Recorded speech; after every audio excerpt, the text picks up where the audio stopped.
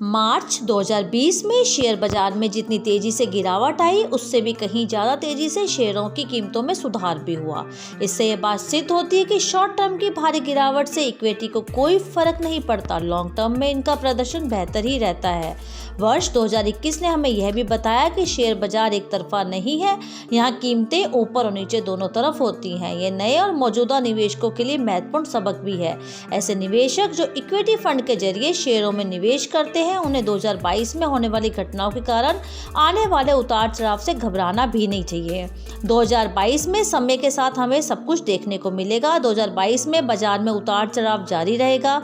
यह अपने long term के लक्ष्यों के लिए मौकों का कैसे सबसे ज़्यादा हम उपयोग करते हैं, इस पर निर्भर करता है। बिना सोच विचार के निवेश करने के बजाय योजना बनाकर निवेश करने से मदद मिलती है। यदि आपने अभी तक शेयरों में निवेश नहीं किया तो 2022 इस यात्रा को शुरू करने का सबसे सही समय है।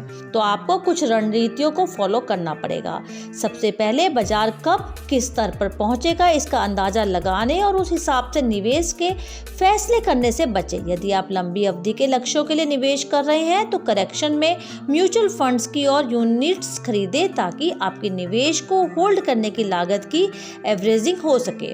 इसके अलावा निवेश को large, mid, small cap mutual fund scheme में उचित डाइवर्स कर कुछ इक्विटी म्यूचुअल फंड में SIP शुरू करें। जब भी आपके पास निवेश के लिए एक मुश्त राशि उपलब्ध है, इसे मौजूद फोलियो में डाल दें। बाजार में गिरावट आने पर इस मौके का उपयोग कम कीमत पर मिल रहे मजबूत कारोबारी संभावनाओं वाले शेयर खरीदने में कर सकते हैं।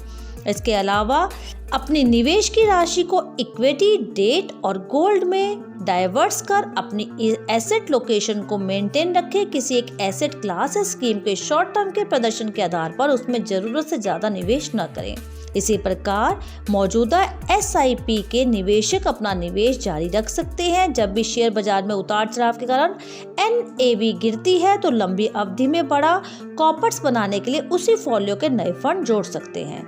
यदि आपके पास एक मुश्त राशि है तो आप या तो अपने निवेश को 2 या 4 चरणों में बांटकर निवेश करें, या फिर आप लिक्विड फंड में निवेश करके सिस्टमैटिक ट्रांसफर प्लान का विकल्प चुन सकते हैं। इसी प्रकार लॉन्ग टर्म इक्विटी फंडों में और अच्छा प्रदर्शन करने वाले लार्ज और मिड कैप फंडों से बने रहना चाहिए। स्मॉल कैप फंड को वे लोग चुन सकते हैं जिनकी जोखिम क्षमता अधिक है। कुछ हिस्सा थीमेटिक या सेक्टर फंड जैसे फार्मा फंड और IT फंड्स में निवेश कर सकते हैं। निवेश शुरू करने से पहले अपने और परिवार के हर सदस्य के लिए पर्याप्त हेल्थ इंश्योरेंस कवर लें। छोटे और युवा परिवार फैमिली फ्लोर प्लान का विकल्प चुन सकते हैं। जहां तक जीवन बीमा की बात है, सालाना आमदनी के 15 गुना के बराबर राशि का टर्म इंश्योरेंस प्लान अवश्य लें।